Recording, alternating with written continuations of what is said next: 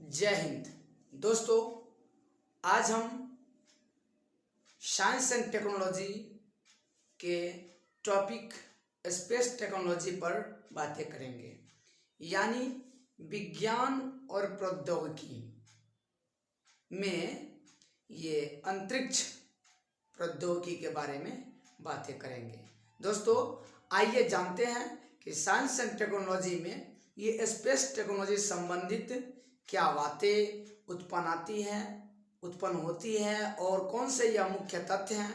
आइए जरा उन्हें समझने का प्रयास करते हैं।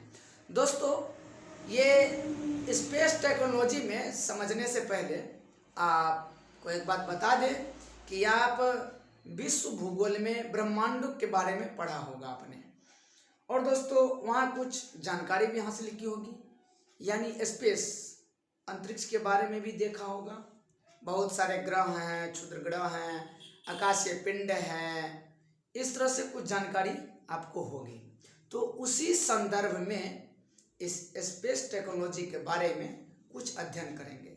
दोस्तों, यह सिलसिलेवार ढंग से बैक टू बैक आपके लिए वीडियो आती रहेंगी और आप हमसे जुड़े रहेंगे, और उम्मीद करेंगे कि यदि आप हमसे जुड़े रहते हैं तो यानी विज्ञान और प्रौद्योगिकी के एक भी ऐसा पॉइंट नहीं होगा जो आपको समझ में नहीं आएगा। तो आइए देखते हैं इस स्पेस टेक्नोलॉजी में क्या कुछ कहा जा रहा है। दोस्तों, ये स्पेस टेक्नोलॉजी यानी ये अंतरिक्ष प्रौद्योगिकी, इसके तहत बाह्य अंतरिक्ष में भिन्न प्रकार के आकाशीय पिंड, उपग्रह, इस सब उपग्रह का प्रक्षेपण और सौर मंडल तथा बाह्य पिंड के संदर्भ में अंतरिक्ष अभियान का संचालन किया जाएगा।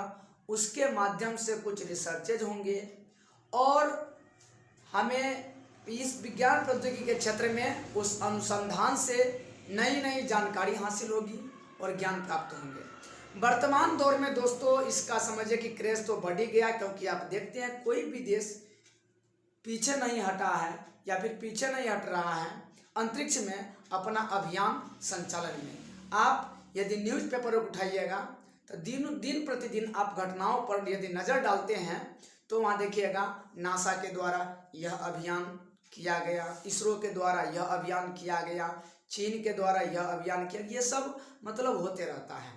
दोस्तों, इससे मतलब समझिए कि लाभदायक भी है तो कहीं कहीं समझे कि हानिकारक भी है। दोस्तों, यदि कोई समझेंगे कि लाभदायक तो होगा, नई जानकारी हासिल होगी, फिर हानिकारक क्या होगा दोस्तों, उसके फैक्ट में हम आगे अलग से हम चर्चा करेंगे, क्या इसके मतलब दोष हैं या फिर क्या गुण हैं। विशेष करके दोस्तों स्पेशली हम बात करेंगे स्पेस टेक्नोलॉजी में। सबसे पहले दोस्तों ये स्पेस टेक्नोलॉजी यानी यह प्रौद्योगिकी के माध्यम से इसका अनुप्रयोग कहाँ कर सकते हैं। दोस्तों, संचार में दोस्तों, संचार यानी टेलीकम्युनिकेशन, समझे, कम्युनिकेशन यानी संचार का ही देन है दोस्तों। यह साइंस एंड टेक्नोलॉजी यानी प्रौद्योगिकी का देन है कि आज हम डिजिटली एक दूसरे राष्ट्र से या देश से कनेक्ट हैं या फिर आपसी तालमेल बैठाते हैं। दोस्तों, यदि इस टेक्नोलॉजी का विकास नहीं होता तो समझिए कि संचार का साधन जो हम अभी सुगमतापूर्वक उसका फायदा उठा रहे हैं यानी उपयोग कर रहे हैं, वो नहीं हो पाता। तो संचार में भी इसका उपयोग करते हैं। मौसम पूर्वानुमान, दोस्तों पूर्व में ही हम लोग अनुमान लगाते हैं कि मौसम कैसा रहेगा, नहीं रहेगा, यह सभी इसी स्पेस टेक्नोलॉजी का देन है। नौवहन प्रणाली, दोस्तों यह नेविगेशन सिस्टम, यानी यही नेविगेशन सिस्टम है जिससे हम अपने देश की सीमा से लगभग 1500 किलोमीटर दूर तक के क्षेत्र पर निगरानी रख सकते हैं, ताकि कोई अलग कंट्री वाले, कोई अलग देश वाले हमारे मतलब अपने वतन पर, अपने मुल्क पर कोई हमला या फिर कुछ अलग प्रकार का कोई प्रक्रिया ना अपनाए। इसके लिए नेविगेशन सिस्टम यानी नौवहन प्रणाली का भी उसमें भी उपयोग आ जाता है। मानचित्र मतलब मानचित्र के निर्माण में भी उपयोग आता है।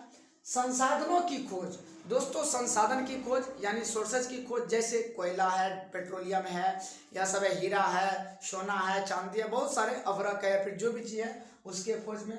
और राष्ट्रीय सुरक्षा के दृष्टि से ये स्पेस टेक्नोलॉजी का व्यवहार में लाया जाता है। तो आप इस तरह से मोटा मोटी आप समझ गए होंगे कि स्पेस टेक्नोलॉजी का अनुप्रयोग कहाँ कहाँ है। अब दोस्तों आइए जरा देखते हैं इस स्पेस के बारे में, हमारे भारतीय अंतरिक्ष के कौन कौन से कार्यक्रम है, आइए जरा उस पर बारीकी से अध्ययन करते हैं। दोस्तों अभी आप नाम सुनते होइएगा इसरो, यानी Indian space research and organisation, यह समझते होइएगा। दोस्तों इसरो से पहले संस्थान का नाम क्या था, तो देख लीजिए, Indian national committee for space research, जिसे हमने शॉर्ट में लिख दिया है इनको एस्पार, यानी Indian national committee for space research. समझ गए होंगे। भारतीय राष्ट्रीय अंतरिक्ष अनुसंधान समिति। दोस्तों यह इनको एस्पार यानी Indian national committee for space research, इसकी स्थापना कब की जाती है, तो 1962 में, यानी 1962।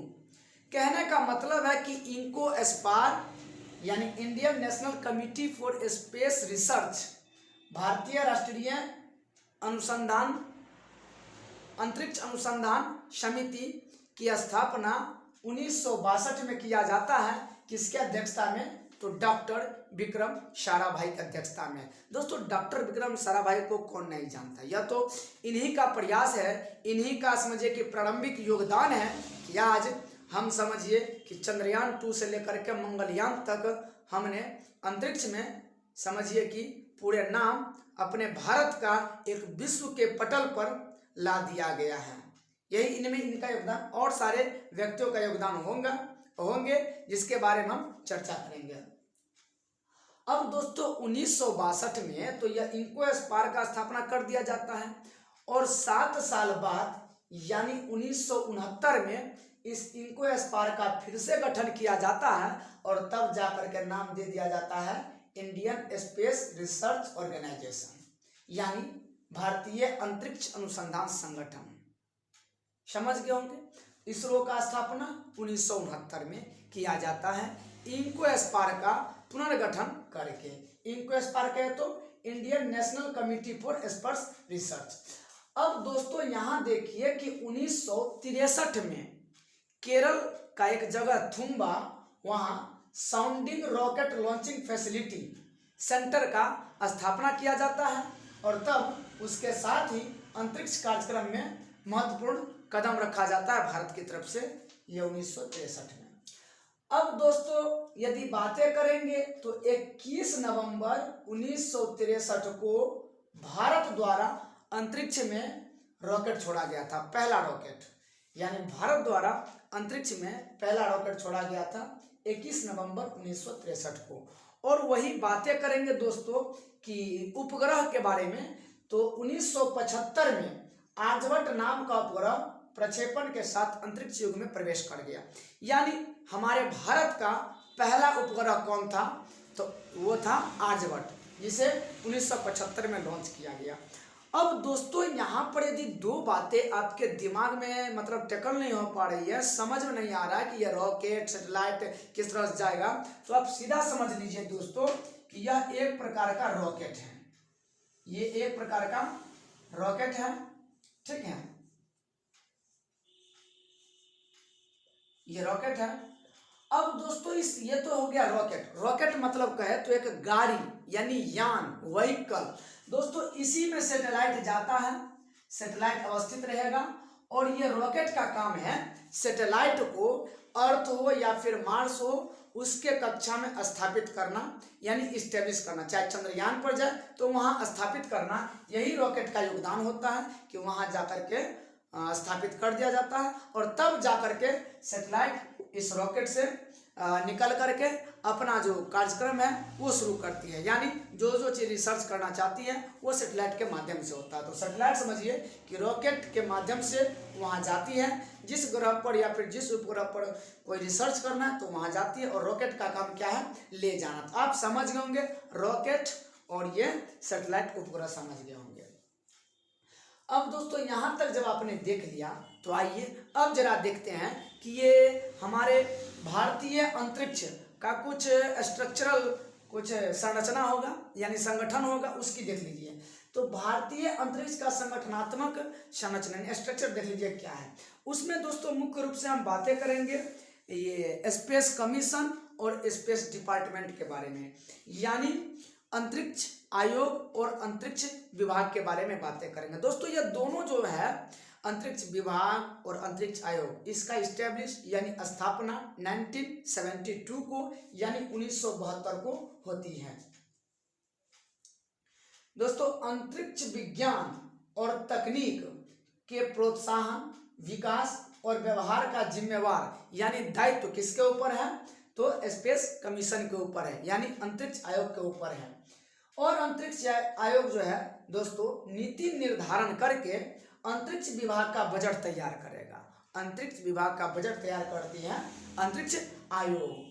अंतरिक्ष से संबंधित जो भी नीति होगा उसका क्रियान्वयन करेगी, यानी कार्यान्वयन करेगी। और अंतरिक्ष आयोग के दोस्तों अध्यक्ष कौन होते हैं? तो आपको बता दें कि अंतरिक्ष आयोग के अध्यक्ष होते हैं भारतीय अंतरिक्ष विभाग के सचिव। और दोस्तों अभी अंतरिक्ष आयोग के अध्यक्ष कौन है या फिर भारतीय अंतरिक्ष विभाग के सचिव कौन है? तो यह है के सिवान, जो इसरो के अध्यक्ष भी हैं। दोस्तों यह जो स्पेस कमीशन होता है यानी अंतरिक्ष आयोग जो होता है पीएमओ के अधीन होता है, मतलब प्रधानमंत्री कार्यालय जो होता है उसके अधीन होता है, उसके तहत आता है, डायरेक्ट जुड़ा होता है पीएमओ से, प्राइम मिनिस्टर ऑफिस। अब दोस्तों ये स्पेस कमीशन के मेंबर के रूप में बतौर कौन होते हैं? तो सदस्य के रूप में होते हैं प्रधानमंत्री के प्रधान सचिव, एनएसए यानी नेशनल सिक्योरिटी एडवाइजर, कैबिनेट सचिव, विदेश सचिव और कुछ प्रतिष्ठित विज्ञान संस्थान के प्रमुख होते हैं। अब दोस्तों प्रधानमंत्री के प्रधान सचिव, दोस्तों तो प्रधानमंत्री के प्रधान सचिव अभी कौन है? तो पीके मिश्रा है, डॉक्टर पीके मिश्रा। इसके बाद एनएसए यानी राष्ट्रीय सुरक्षा सलाहकार, नेशनल सिक्योरिटी एडवाइजर, ये कौन है? तो अजीत डोभाल है। कैबिनेट सचिव कौन है? तो दोस्तों कैबिनेट सचिव है राजीव गाबा। और विदेश सचिव कौन है? तो विदेश सचिव है हर्षवर्धन श्रृंगला। अब दोस्तों इन सब बातों को हमने ध्यानपूर्वक देखा, तो स्पेस कमीशन के बारे में जान लिया। अब देखते हैं डिपार्टमेंट ऑफ स्पेस यानी अंतरिक्ष विभाग के बारे में। देखिए हमने पहले ही बता दिया था कि स्पेस कमीशन और डिपार्टमेंट ऑफ स्पेस यानी क्या? स्पेस डिपार्टमेंट अंतरिक्ष विभाग जो है इसका गठन यानी स्थापना 1972 में किया जाता है। दोस्तों ये अंतरिक्ष विभाग का काम क्या है? तो समझिए अंतरिक्ष विभाग जो है वो अंतरिक्ष आयोग के द्वारा जो बजट बनाया जाता है या नीति जो बनाया जाता है उसका कार्यान्वयन करती है। और आपको हम यह बात बता दें कि 1972 में जैसे ही इसका स्थापना हुआ अंतरिक्ष विभाग का, तो इसरो डायरेक्ट इससे जुड़ गया था, मतलब इस विभाग के तहत आ गया था। आपको यह बात बता देते कि स्पेस का स्थापना कब हुआ था? तो 1969 में इनको स्पार का पुनर्गठन करके। अब दोस्तों इस स्पेस विभाग के प्रमुख उद्देश्य को देखिए। पहला नंबर तो पीएसएलवी का प्रचालनात्मक उड़ान भरेगा। और पीएसएलवी क्या है दोस्तों? आपको पता होगा कि यह अर्थ है, पृथ्वी है, यहाँ उत्तरी ध्रुव है, यहाँ दक्षिण ध्रुव है। तो जो भी पीएसएलवी यानी ये रॉकेट का नाम है पीएसएलवी, रॉकेट पीएसएलवी में है या जीएसएलवी में, ऐसे तरह से होगा। दोस्तों पीएसएलवी मतलब पोलर सैटेलाइट लॉन्च व्हीकल, मतलब क्या? ये हो गया ध्रुवीय उपग्रह प्रक्षेपण यान। तो इस तरह से यह जो है जो उपग्रह जो भी लॉन्च होगा इस तरह से ये पृथ्वी हो या फिर जो भी हो, इसका मतलब क्या? ग्रहण मतलब मूव करेगी इस डायरेक्शन में।